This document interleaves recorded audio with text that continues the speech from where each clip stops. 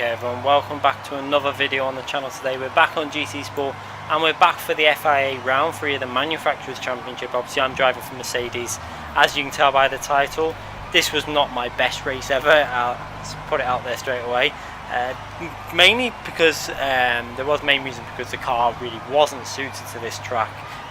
It's a bit of a tank to drive, to be brutally honest, and I think it's going to suit tracks like maybe a bit better at Bathurst and Monza and stuff like that, but it's just not competitive at this type of track. However, there was also other reasons. I wasn't in the best of mood when I did the race as well, which probably didn't help, and my driving just wasn't up to standard, to be brutally honest. I made a few errors. I think a couple of things that other people did probably might have been an influence on the result, but I'm not going to go on about them because you can't change the result once it's been done. You can see it was a fairly strong grid. There was a lot of fast drivers, and unfortunately for myself, there was a lot of Mitsubishi Evos. There was a Megane in the race, you know, BMW M3, which are all cars that are suited to this track, and Citroens as well, with their fuel-saving ability. You can see their Corvette just ahead of me on the grid.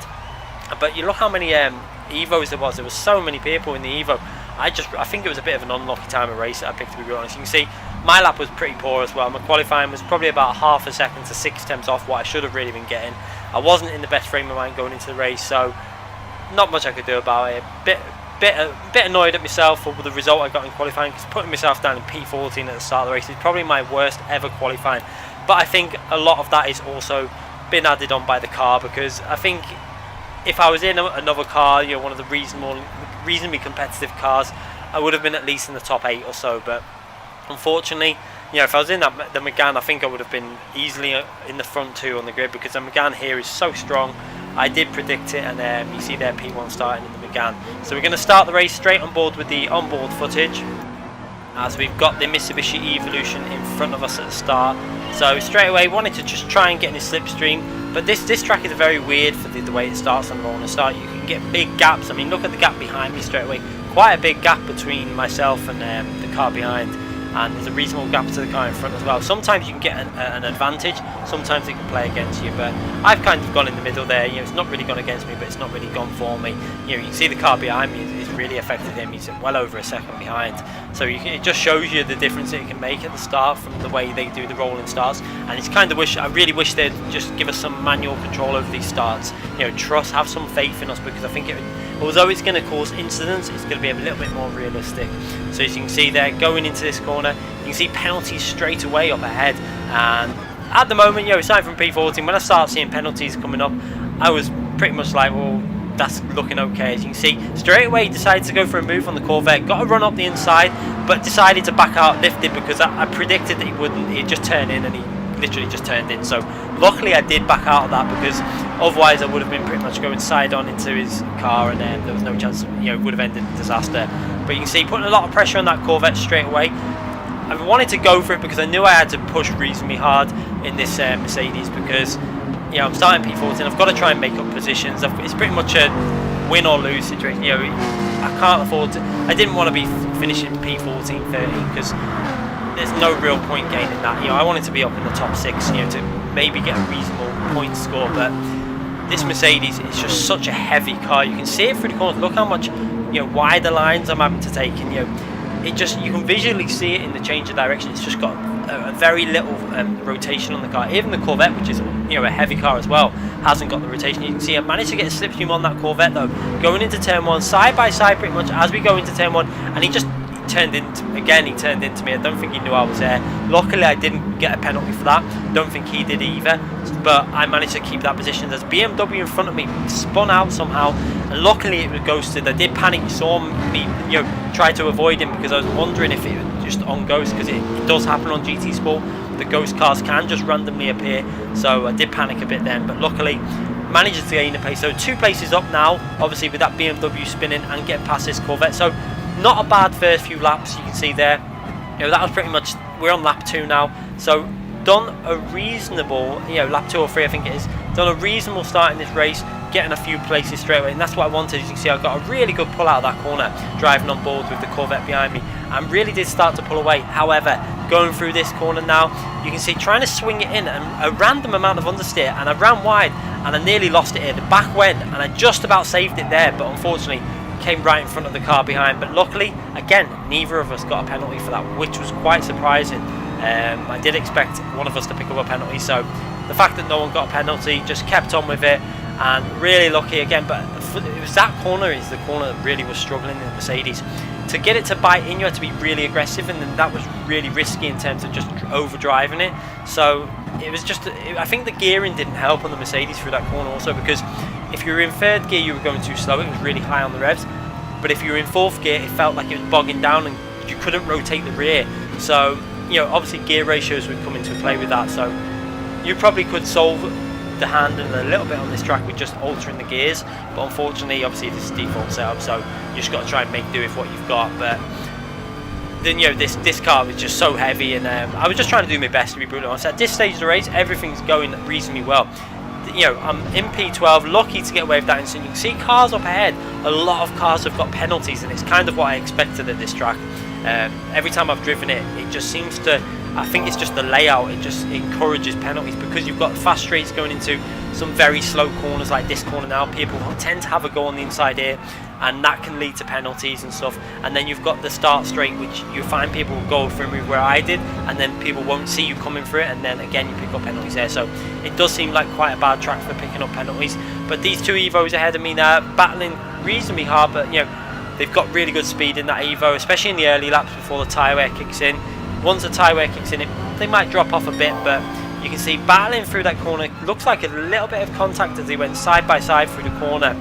Obviously really battling hard together and probably losing a bit of time, and I could see them battling away, and I thought, you know, if I just get some reasonable lap times in here, I might be able to squeeze my way up to P10, which for the, you know, before the pit stop phase would be a great, you know, great position to be in. I'd be really happy with that.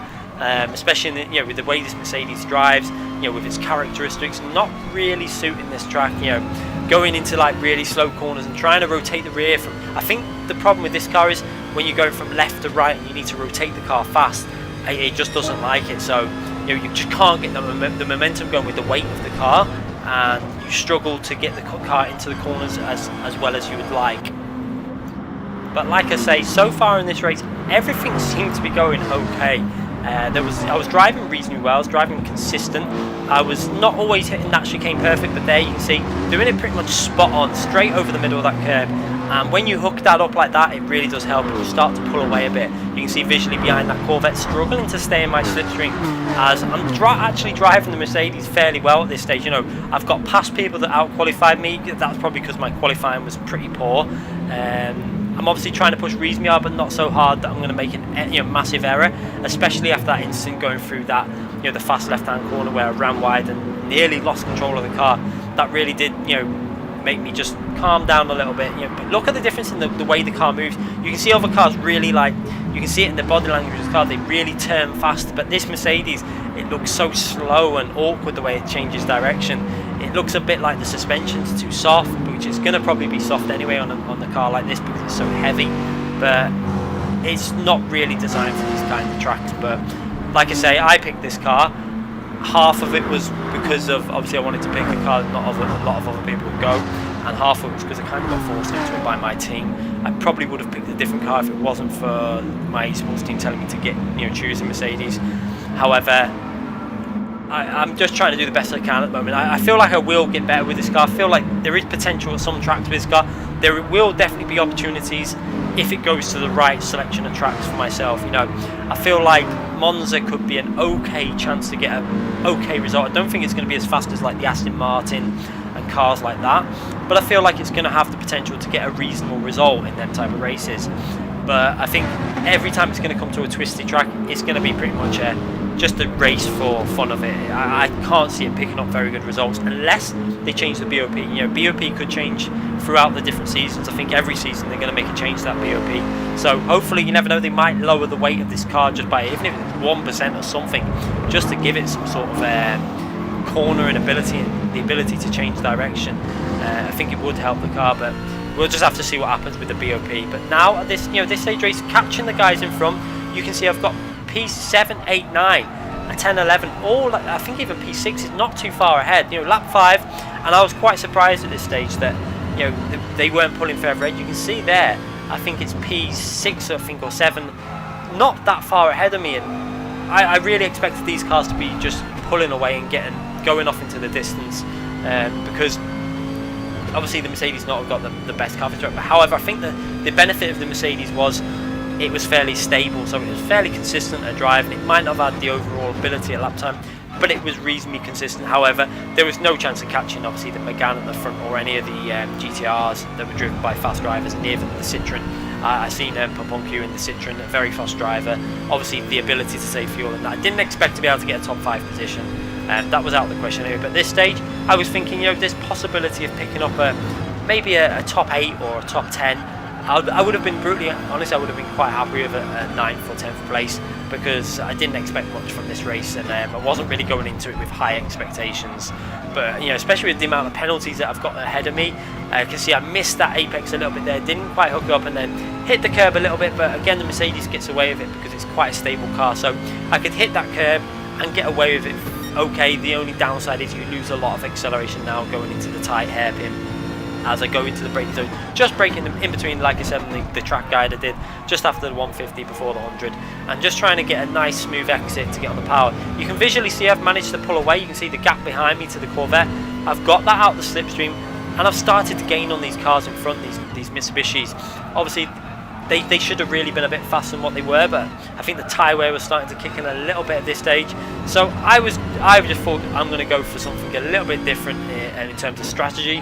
I decided that I was going to pit on this lap, so going into the pits on this lap, obviously it's only 1 lap short. I knew this car was fairly okay on tyres. It wasn't brilliant, it did understeer a lot, but I felt like in terms of rear stability it was okay. So the aim was to get in the pits and see if I can get a little bit closer to them cars, or even jump one of them or something. If I can gain even half a second and get closer to their slipstream, it's a win situation. I'm 1.5 seconds going into the pits behind.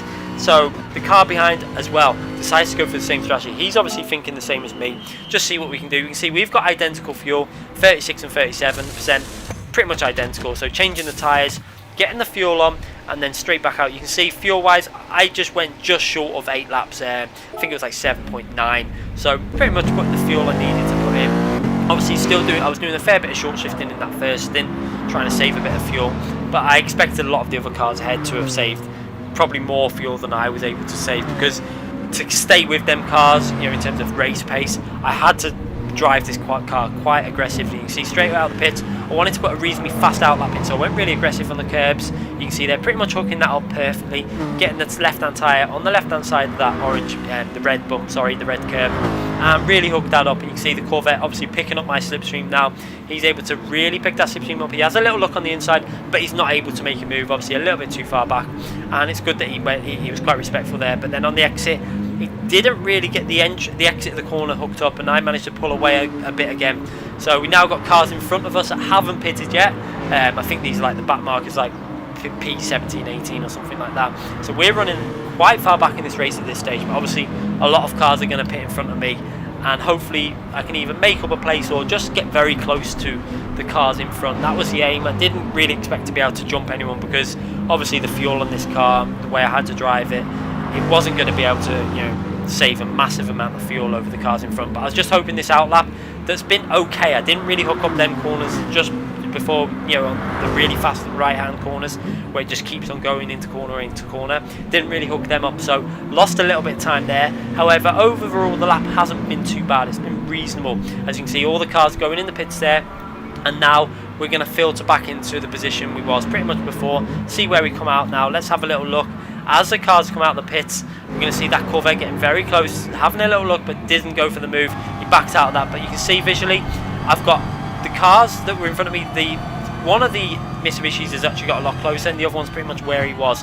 I think Bears in that in the Mitsubishi, sorry, has just remained about 1.5 seconds, but that yellow Evolution I've got a lot closer to, so I've managed to gain on him and got myself pretty much in his slipstream. As you can see, the Corvette also picking up the slipstream, and we've got another car that's made an error. I think it was the Porsche from about P5 or 6, something like that. Obviously got a penalty or something, and that's put myself now into P11. So far, again, everything is going okay. It's looking reasonable. I'm closing in on these drivers ahead, even though their tyres, this is the stage where they're going to start pulling away. But I felt once we get to the end, it'll be fairly equal again. If I could just stay in the slipstream, I might be able to get into 10th or 9th position at this stage. It was looking okay, and I'm not driving that bad so far. You know, we were over halfway through the race and everything seems okay. Not making any massive errors, going through these corners, hooking that corner up that time and getting on the power as early as I can, trying to stay in the slipstream. You can see visually the advantage they've got through the corners. It's quite a big advantage, but then on the straights, because I'm in that slipstream, I'm able to gain back in on the drivers in front and start closing that gap up slightly. My preferred way of doing this corner was to try and go fairly deep into it, like you can see, pretty much using all the way for the track, and then straightening up the exit. You can see there, just trying to get a straighter exit, just so I can try and get some speed down the straight, because then with the speed I've got, obviously the car behind is not going to be able to make a move into the turn 1, and also I'm going to start picking up more of a slipstream from the cars ahead of me. So that was pretty much the only way I could take it anyway with this Mercedes, because it was so heavy. I couldn't really rotate the car through the corner, and if I did go in tight, trying to put the power down, the rear would tend to step out because of the grip. Obviously the cars ahead were able to go very aggressive on their line. You can see driving on board with the car ahead, because they've got 4-wheel drive, they were able to really be aggressive. You can see my car hit that curb on that left hand tyre, but again didn't really suffer too much. It was able to cope with it, even though the car was in the air, it was able to cope with that kind of driving. So that's why I was going for that, you know, putting the car in the middle over that curb, because the Mercedes could live with it. It's trying to take a really wide line into that corner that time to try and get good exit, and you can see the Corvette behind me went in really deep and nearly got caught out. I think he had to back out of the corner, and he's actually lost a place to that Porsche that we overtook when he obviously picked up a penalty. So now you can see the understeer on my car, how much understeer I've got. It is frustrating, this Mercedes, but you know, I'm trying to drive as aggressively as I can, trying to push the car and trying to really create some sort of turn in. But you can see, look at the understeer. I went into that corner a little bit too fast, but even then it just wasn't able to live with anything. And now going through this corner, you can see the driver on my right hand side, and he just, I feel like he shouldn't have done that. He went clean into the side of my car. I was a little bit annoyed. You can see me giving it a little weave. I was a little bit annoyed at that situation. He gave me a penalty during that as well.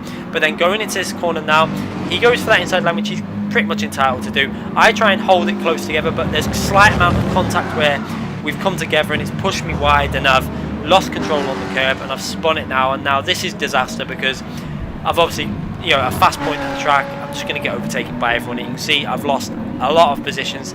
I'm now well down the order. You can see there the back markers are now overtaking me, and it's pretty much a disaster. At this point I just couldn't be bothered. I was really annoyed.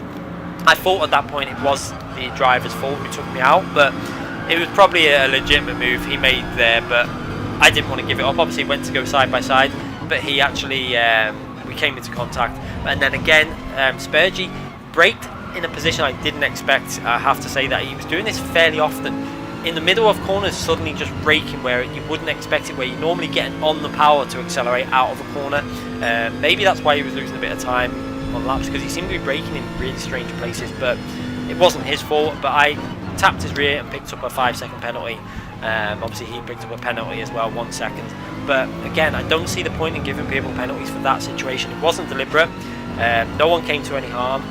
I've picked up a little penalty, but I'm not going to go on about it because people don't like you going on about the penalty situation. So it is what it is, and you can't change it. So just trying to carry on with the race now. At this stage, I'd pretty much given up in the race because I'm down in 16. So I was the aim was now, because I could see that I had the speed to get past this guy in front. I thought if I do try and make a move, I felt like it was just going to come into some sort of disaster. I felt like the race wasn't going my way. So I just started to back off and try to get rid of that penalty. So you're going to see now, I lift fairly early here, try and get rid of some of my penalty, but lift enough just so that I stay in his slipstream, and then I can get closer again, try and get rid of the slipstream, and just keep doing that until it's gone. That was the plan. It's why I was doing it while still in the slipstream. So now, not really, it's been it was an okay race up to pretty much lap 9, and then it's just all gone downhill. Now, I find when you have this situation where you've made a mistake or something's happened, you kind of lose a lot of motivation, and you're not really concentrating, and you're pretty much in autopilot mode, and it's pretty much what I was just aiming just to get to the end now and get this race over with, because it's just been a disaster from the start. It's not gone well. Down in 16th is not where I want to be. I want to be fighting at the front, but I really feel that this car is not going to give me the opportunity to really battle with the front runners in many races. There are going to be a few races where I might have the opportunity, and I'll have to capitalise on them races, but in this race, I don't feel like there was much chance for this Mercedes. It was just too heavy, and not really a chance of getting it into the top 6. I feel like I could have got into about P8 or 9 if none of the incidents would have happened. Obviously, when I've lost that, spun the car, I felt like there was a chance of getting that top 10 and get an okay result. I would have been happy with a 10th place, to be brutally honest, because in these top split races, racing cars that are more suited to the track, it would have been an okay result to come away with a 10th. I would have been reasonably happy and moved on to the next race. Even though I wouldn't have got very good points, I would have been reasonably happy. But now I was quite down at this stage, and just pretty much, like I say, trying to get rid of the penalty again, just trying to slowly get rid of that penalty while I'm behind him in the braking zones, just braking a little bit early just to get rid of it, and then just trying my hardest to stay in this extreme at the same point, because I wanted to get to the point where at the finishing line I didn't have to brake. I just wanted to be able to go over the line and even just pick up an extra position, because it all helps for your driver rating and stuff. And also I didn't want to go over the line with penalty, because that can affect your safety rating. Although in a race this long, I haven't had that many incidents, so I probably wouldn't have lost much anyway, but it was more to do with the driver rating, just picking up one extra position. As you can see, going through these corners, trying to take it as well as I can, hook that up again, and then again there. I find if you hook the first corner up, the second corner is so much easier to hook up on them corners.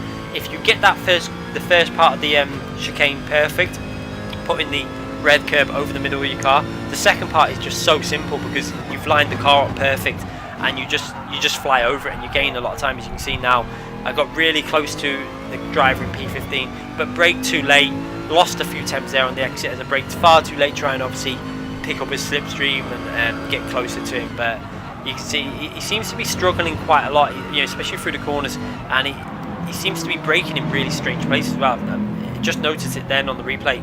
He brakes very strangely through some of these corners, mid-corner and stuff, which is quite strange, especially considering that the Nissan, obviously you do have to play around with some of these cars, especially the four-wheel drive cars, to try and rotate them. But the Nissan's got a much better handling car than the Mercedes I'm in, and I wasn't needing to do that so much there. But you can see now that Citroen getting closer to behind me, so I think I'm a couple of places left from last. So again, there you can see the car ghosting as I'm just trying to get rid of that penalty again on that corner. It seemed like a reasonable place to do it, because I only lost out on a little bit of time, and as long as I could stay close to the car in front and then pick up his slipstream again, I wasn't really going to come under threat from the cars behind, because I was able to control it, because I knew I had more pace than them. All the cars around me at this stage are cars that I wouldn't normally be fighting with. I had the pace for around P9, P10 I think in this race, but then going through that corner, that was so close. I pushed it a little bit too hard, obviously starting to get a little bit frustrated with the situation with the race, and nearly lost control of the car, but luckily got away with it. But again, managed to hook that corner up again, pretty much hit that spot on again. So I was reasonably happy with how I'd been taking that corner in this race. Majority of the time I was hooking it up perfect, and it was gaining me a lot of time. You can visually see how much speed it gives you, as you can see the gains I was getting on the car in front of me as we go through this really tight hairpin. And again, trying to get the power, you can see the rear starting to step out a little bit, the tyre wear's kicking in. Obviously I pitted that lap earlier, which has given a bit extra tyre wear to my car over the other cars. Some of these cars pitted on laps 7 and 8, so their tyres will be in a bit of better condition, and you can really see the front of my Mercedes rolling through the corners, where the front tyres are just sliding because it just hasn't got the grip. Obviously the engine's in the front in this car, so you have a lot of weight in that front of the car, and the front engine and rear wheel drive, so it does tend to understeer a bit these cars, and that is fairly realistic, because that's what would happen. You would get a car that slides quite a lot. But you can see getting that slipstream a lot now, and again I was going to try and get rid of some of that penalty, but it didn't get rid of any. Even though I did lift a little bit, it didn't come off. But now I've got a massive slipstream now if I've got the opportunity to get on the power. But that Nissan's so much stronger on the power zones in terms of traction, obviously with that four-wheel drive system. However, the Mercedes just about able to pick up the slipstream and gain a bit. Obviously I think they're pretty much equal, these cars, in terms of straight line speed. I remember from the previous race, in a straight line when you're side by side, they were pretty much identical. The Nissan's a very fast car down the straight, and it handles reasonably as well as you can see going through that corner. Again, he brakes such a strange place. Luckily I braked enough there, but I wouldn't normally brake in that situation. That's where I'd be getting on the power, so it was a little bit annoying, because I couldn't get on the power where I'd normally be on the power, and I nearly got myself another penalty, which I didn't want to pick up. But again, picking up that slipstream, having a little look down the left, but that was just a fake look. I just wanted to try and scare him into making a mistake or something, because I kind of wanted to get past him here before the end of the race, because I felt like being this close to him, the way he's braking, it was scary. But again, going through these corners, and he gets much better rotation on the car. Look how much more rotation he gets through that corner. But I somehow managed to get it further over to the right side, and then go to get on the pattern. You can see the brake lights come on there. He just slams on in front of me. Not much I could do. It's not his fault. It's not, obviously, it's just the way he's taking that corner. But again, it just caught me out. I take the corner a lot faster than him through there, and I tried to brake in time, but there was just nothing I could do. It was always going into the back of him, and he didn't really get affected by that. I think if anything, it probably helped him. It boosted him forward, but it gave me a massive penalty. I think a 10-second penalty. So now I've got to get rid of that before the finish line. It pretty much sums up the race. Not a race that I was looking forward to in terms of, you know, what I was driving at this track, and it's a track I tend to avoid anyway. You may have noticed I've never really uploaded a race from this track because I don't really like it. Although it's a nice track, it just doesn't suit me. I can't get the rhythm of it. So going over the line, luckily wasn't last, but pretty much might as well have been last. It was pretty much a terrible race, pretty much my worst race I've ever had in the FIA. So I'm sure I'll have better races. It's just quite frustrating because I'm normally fairly consistent, but I think without the issues I would have picked up an okay result. So let's have a little look at the highlights. As on lap 2, go to make that move, you see I'm on the inside, and then he just turns in on me there. I would have liked a little bit more space on that inside, but he obviously didn't know I was there. And then you saw the BMW spinning in front of me, and you saw me try and get out the way just in case his car ghosted. Now this was the point when I ran wide, I think, going through this left-hander where I tried to get the power. Just at this point here now, just picked up random understeer, just went straight rather than turning, and then going on track, and then the back end starts to go, and luckily we both didn't pick up a penalty for that. That was quite strange that we didn't, because normally you'd pick up a penalty in that situation. But again, we'll have a little look at another incident now. I think this was the incident where the car behind me swiped into the side of me going through these fast corners. You see I made the mistake of going into the corner too fast, but now at this point, see, I go quite wide because I know he's on that inside, but at this point now he just he doesn't really give much respect there. He was pretty much using me as a, you know, a way of going through the corner as fast as he could. And you see I wasn't really very happy with that, and then going through this corner, he puts it up the inside. This was a fair move really.